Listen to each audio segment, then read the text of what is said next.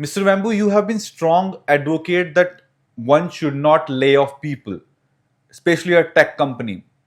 What are we witnessing is a series of layoffs from tech giants, whether it's Google, Meta, Amazon. How do you see these layoffs? And do you think AI is a bubble? One more thing. And there are people out there who are really happy with data centers being set up in India. But are they really going to create jobs? So the layoff, the question, the fundamental thing facing companies is, can we expect loyalty from employees and commitment when we don't show as employers show the commitment and loyalty? It's a very fundamental question. If jobs are, we can lay off anyone at will all the time, how can we expect commitment and loyalty from the other side? That's a basic question any business person has to ask, any corporate has to ask that question. It's a two-way street. And that is why I oppose layoffs, because if we expect any commitment and loyalty, and I can assure you that it's only that commitment, passion, trust that produces great technology. If we expect it, then we have to give it first. We have to earn it. We have to earn that loyalty, earn that commitment. So that's the first. That's a very fundamental. It's not anything controversial even.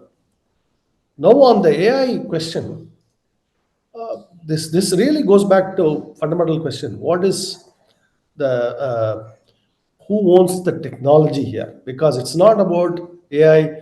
For example, we don't complain when some work we are doing at home is automated. We don't complain that there's a washing machine. We don't complain that, hey, I don't get to every day wash my own clothes every day. I really hate this washing machine, right? It's automating our life and we are benefiting from it. No question, right? So technology by itself is in that sense neutral. It can be beneficial. And the key, and do we really complain that people who are hand washing clothes, their jobs are lost? Not true, right? So the question becomes, how do people earn the income to pay for the goods and services that potentially automated factories, AI, they are all producing? That AI is producing goods and services, automated factories, robots, all that is producing the goods and services. We don't need humans to do that work. How do we afford those goods and services? That is the economic question. It is not, it's a fundamentally an economic, political economic question and not a technology question. Technology may be capable of, I'll give you an example. In future, technology may produce certain kinds of goods completely automated. There's not a single, you make a design, you send it to a factory, everything in the factory is automated, it rolls out, the product rolls out. There's no human involved.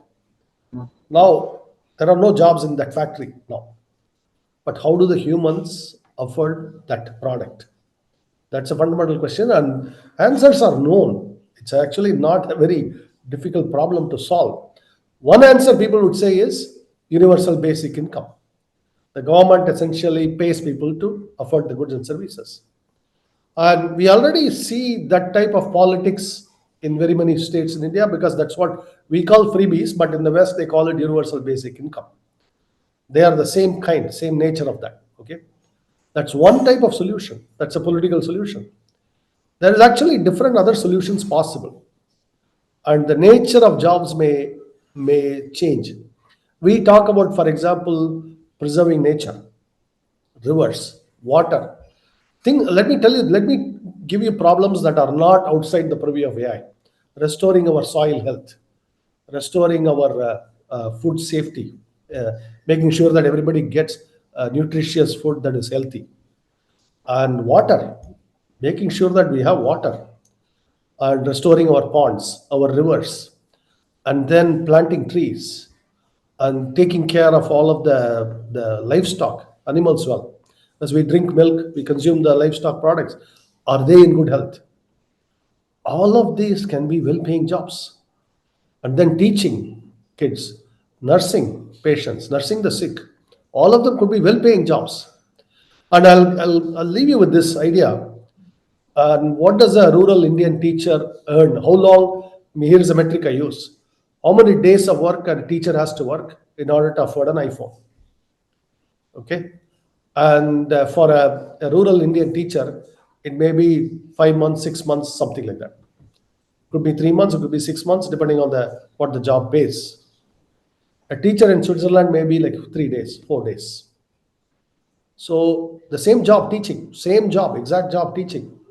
The rural teacher in India also may be very good. There are some very good teachers here. The Swiss teacher may be doing a very good job.